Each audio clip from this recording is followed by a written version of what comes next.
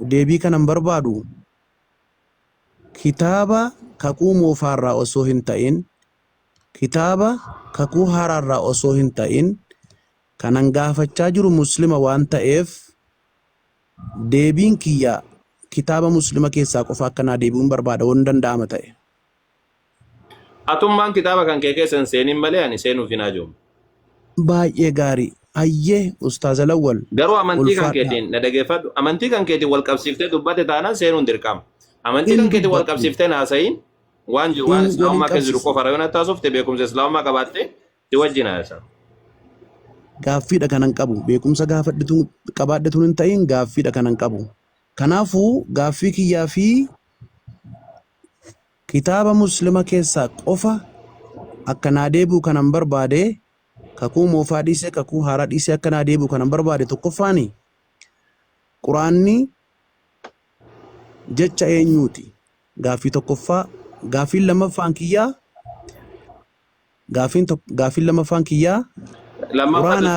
tokkoon deemna lakki sadin qaba gaafii lammaffaa yeroo takka fudhan qabaadhu yeroo takka fudhan qabaadhu le dhibballee qabaadhu ati tokkoon deemna tole gaafii tokkoffaa jedhi dhiyeessi.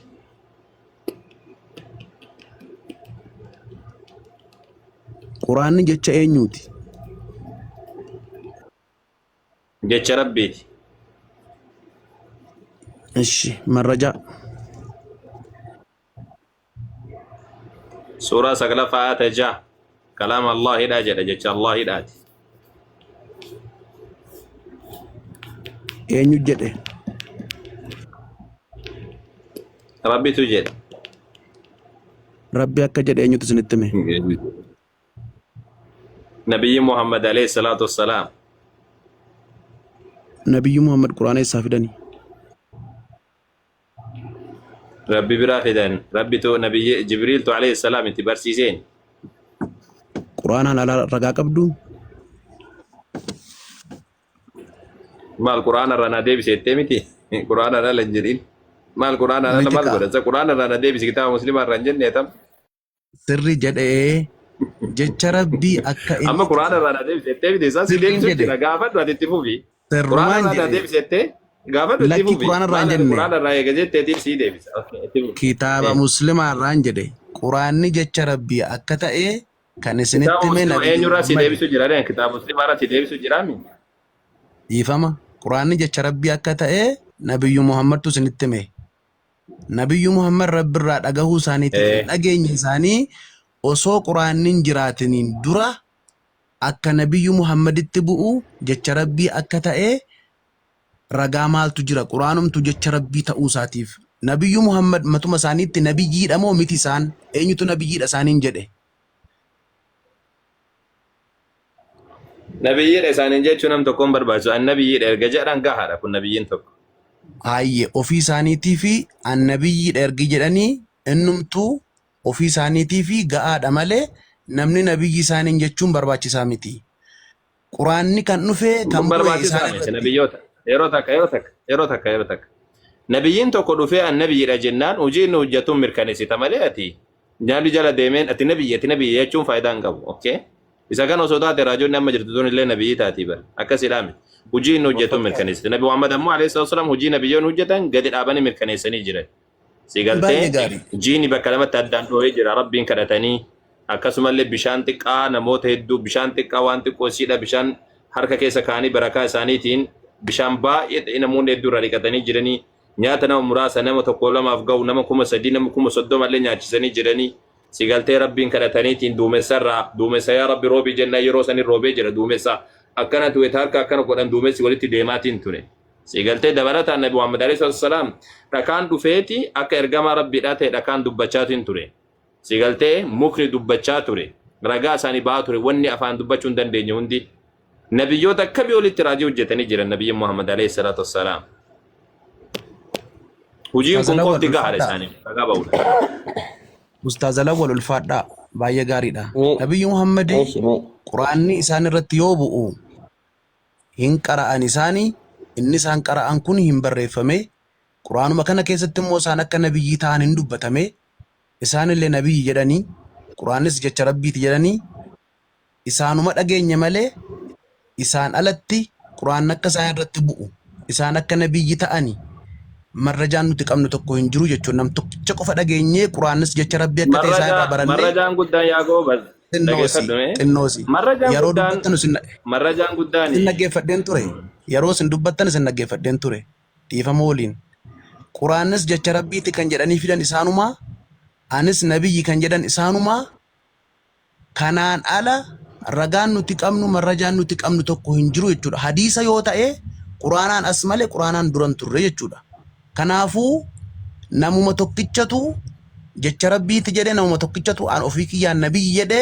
waan hin beekne gaafii gaafadhu malee gurbaa elo yoon gaafii gaafadhu malee waa hima ittiin deebiin barbaada rakkatta hadiisa jechuudha hadiisa yuun beektu akkas hin jedhin gaafii qofa gaafadhu lakkii gaafii qofa gaafadhu ibsa dhiisi ibsa sii miti kan ibsa kennu gaafii gaafadhu deebiti ana gaafadhu malee gaafiin gaafachaa ana gaafadhu waan barbaadde malee ibsa kennin okay lakkii ibsa miti inuman gaafachaa quraanni osoo hin bu'in dura quraanni hin bu'a jedhee quraanni osoo hin bu'in dura quraanni hin bu'a ragaan jedhu tokko hin argannaayi quraanni ergii bu'ee ka'e booda isaan irratti bu'a waan jedhu tokko ragaa argannaayi quraanichi nabiyyu Muhammad irratti bu'u kun jecha rabbiiti isa jedhuuf quraanaan dura ragaa hin argannaayi naa deebisa gaarii nabiyyiin tokkollee akka shartii kana guutatoo shartii kanaan deemu hin jiru nabiyyiin tokkolleen ka shartii kanaan deemu hin jiru fakkeenyaaf nabiyyi Allah Muusaa alayhi salaam fudhadhu quraana keessatti wayita nabiyyiin Muusaan alayhi salaam ergamu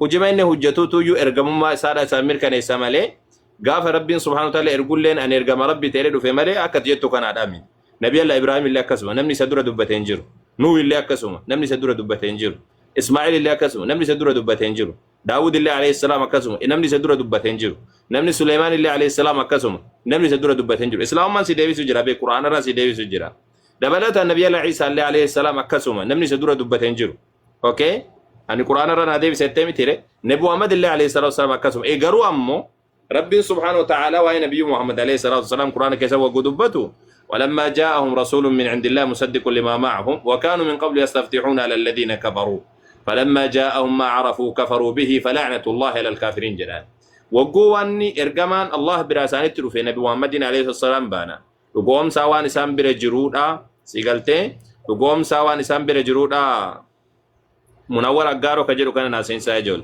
جرجرا كان بيتا كان دبساني لقوم ساوان إسان برجرودا حالتيني سيقلتي قوم ساها وان سبير جرودا حالتيني وكانوا من قبل يستفتحون على الذين كفروا أتشدر النبي محمد عليه الصلاة والسلام أصنع درا ورا كفرين رتي تمسى بربادات النبي زمن بودار رفوني جرا يهودني مدينة غلني تنترن سبب نسام مدينة غلني مدينة كيس قبتني نبي آخر زمانات نبيت أمرات بيكنا كيس إرجع مجرانيت بك كان رفوني قبتني ترن وقو أراب الراتو أرجاني تنجر نامون كفرم ملي dubbachaa tura yahudoonni bareechanii dubbachaatiin turan isa kana jaabir faatillee ni dubbatan warri yeroo san jiraatan nabi Muhammad sun ergamin dura jiran jarri sun ni dubbatan jarri yahudotaadha kuni dubbachaa turan nabiyyiin aakhira zamanaadha biyya kana keessa baajanii itti godaananii illee qubatanii illee gandi isaanii hagammaatu jira yoo dhufte sitti garsiisuu danda'a ganda jarri ijaarteetiin jedhe hagammaa jira gandi jarri yahudonni ijaaran jechuu qe'een isaan keessaa buqqaan sun